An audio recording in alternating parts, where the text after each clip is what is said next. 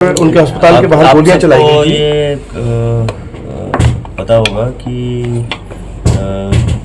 परसों जो कि 7/8/2024 को यहाँ पे सिविल लाइंस के एरिया में एक प्राइवेट हॉस्पिटल के बाहर दो व्यक्ति आए थे और उन्होंने एक हवाई फायर किया था। तो इस मामले को पूरा गंभीरता से लिया गया था और हमने टीम्स गठित करके ये आरोपियों को पकड़ने के लिए पूरे प्रयास शुरू किए थे।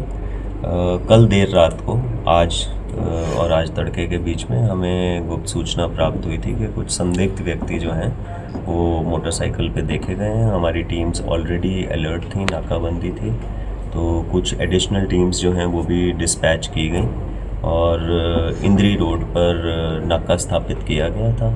जब वो संदिग्ध मोटरसाइकिल आया और उसको रोकने का प्रयास किया गया तो उन्होंने पुलिस का इशारा ना मानते हुए उल्टा पुलिस पे ही जो है वो फायर करने की कोशिश की और जिसमें पुलिस ने भी जवाबी कार्रवाई की। उनकी मोटरसाइकिल गिरी और फिर उनमें से एक व्यक्ति को जो है वो भी उसको गन शॉट लगा और उसके बाद पुलिस पार्टी ने दोनों मुलजिमों को जो है वो काबू किया और काबू किए हुए व्यक्तियों की डिटेल जो है वो ये दो व्यक्ति हैं, ऋषि और जशन। ये दोनों ज़िला यमुनानगर के हैं और इनमें से जो व्यक्ति ऋषि है उसका एक पूर्व क्रिमिनल रिकॉर्ड भी है और उस पर लड़ाई झगड़े का जिसमें धारा 307 आईपीसी भी है वो थी। और उसके बाद इनको बाकायदा पुलिस ने जो इंजर्ड था उसको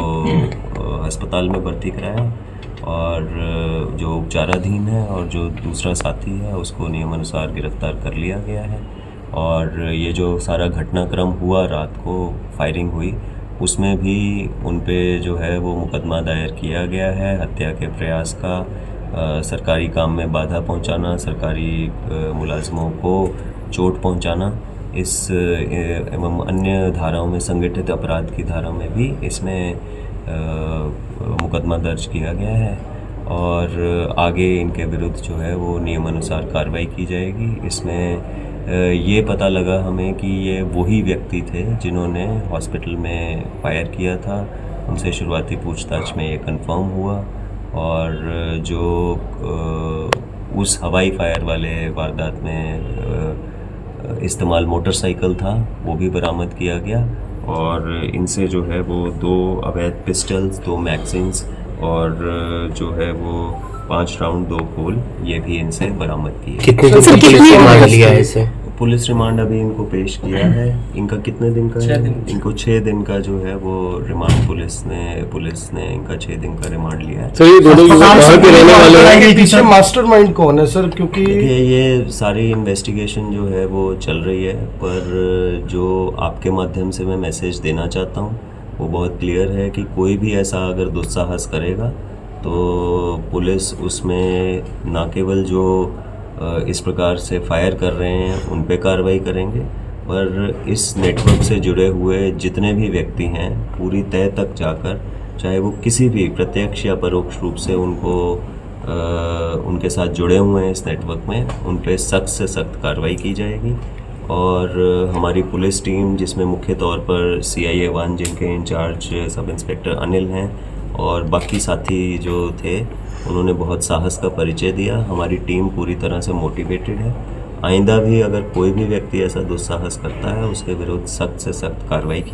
अमाउंट कितना था सर उनका? इसमें एक और जो महत्वपूर्ण चीज़ है वो ये भी है कि इसमें जो भी व्यक्ति कहीं, चाहे वो देश में बैठा हुआ या विदेश में बैठा हुआ, जो भी इस प्रकार की क्रिमिनल एक्टिविटीज़ में है, हरियाणा पुलिस ने पहले भी कई क्रिमिनल्स को जो है वो विदेश से भी उनको पकड़ के लेके आए हैं और इस प्रकरण से जुड़ा हुआ कोई भी व्यक्ति अगर विदेश में बैठा है या उसके कोई भी साथी हैं उनको भी जल्द से जल्द जो है वो लेके आएंगे और ये जितने भी इनकी नेटवर्क से जुड़े हुए लोग हैं उनको जड़ से ख़त्म किया जाएगा। और मेरा एक और संदेश सभी युवाओं से भी है क्योंकि काफ़ी युवाओं को बरगलाकर और उनको झूठा प्रलोभन देकर उनसे इस प्रकार की हरकतें, इस प्रकार के काम करवाए जाते हैं।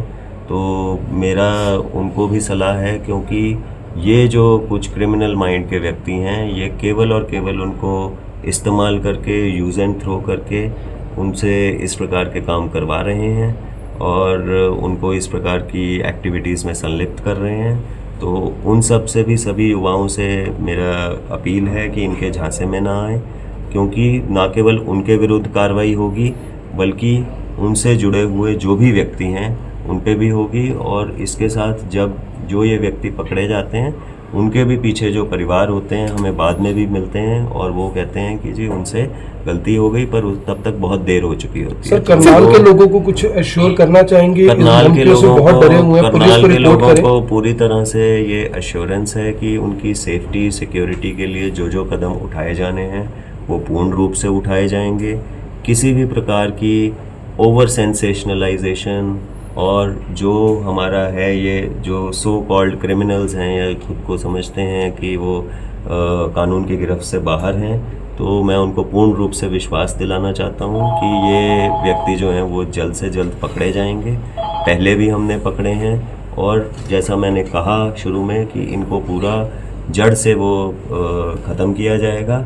बाकी कुछ समय की बात है। सारी एजेंसीज़ जो हैं हमारी, हरियाणा पुलिस की, Haryana state STF, central agencies, Haryana state government, union government और उनकी सभी एजेंसीज़ जो हैं वो मिल के काम कर रही हैं। और मुझे नहीं लगता कि अब कोई भी ऐसा जो क्रिमिनल है वो ज़्यादा लंबे समय तक इसमें काम कर पाएगा। और मीडिया के साथियों से भी हमारी विशेष अपील है कि जो भी इनको ओवर सेंसेशनलाइज करते हैं या इनको जो जिस प्रकार से हम ज़रूरत से ज़्यादा जो हम तवज्जो देते हैं, उससे जो आपने प्रश्न पूछा कि करनाल की जनता और करनाल वासियों के लिए हम भी उतने ही चिंतित हैं और पूर्ण रूप से उनकी सिक्योरिटी और सेफ्टी का ध्यान रखा जाएगा।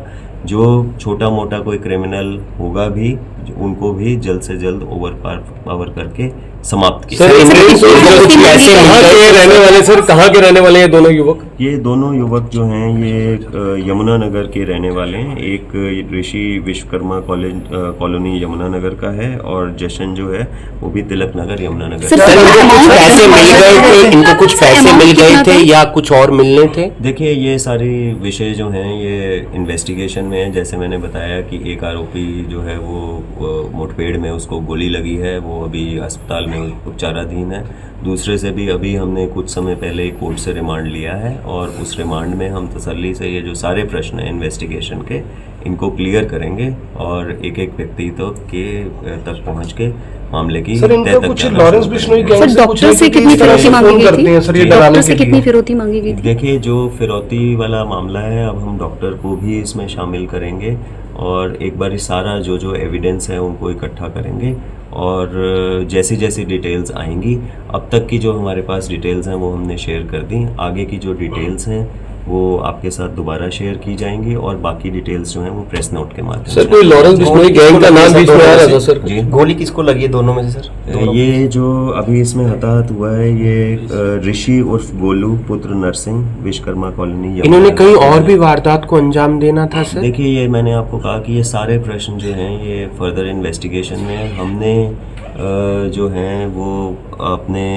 जो भी हमारे इनके संभावित ठिकाने हैं या जिन जिन एरियाज़ को हमने स्ट्रेंथन करना है उनको सिक्योरिटी के माध्यम से हम कर रहे हैं। इंटेलिजेंस एजेंसीज़ के साथ भी मिलके ये देखा जा रहा है कि कौन से हमारे पॉसिबल वीक स्पॉट्स हैं और हम लगातार पुलिस की जो हमारा सेफ्टी सिक्योरिटी अरेंजमेंट्स हैं उनको रिव्यू कर रहे हैं। अब तक की जितनी हमारी इन्फॉर्मेशन थी इन्वेस्टिगेशन की वो आपके साथ साझा कर ली गई और जो यूथ के लिए अपील है वो भी मैं मानता हूं कि आपके माध्यम से प्रत्येक व्यक्ति। लास्ट सवाल है सर, शुक्रिया। जिसने गोली चलाई थी सर, वो कौन था इन दोनों में से जिसने हॉस्पिटल के बाद गोली चलाई थी? जो ऋषि उर्फ गोलू है, अब तक की इन्वेस्टिगेशन में ये आया है कि ऋषि उर्फ गोलू जो है वो ही उसने एक हवाई फायर जो है वो। Thank you sir.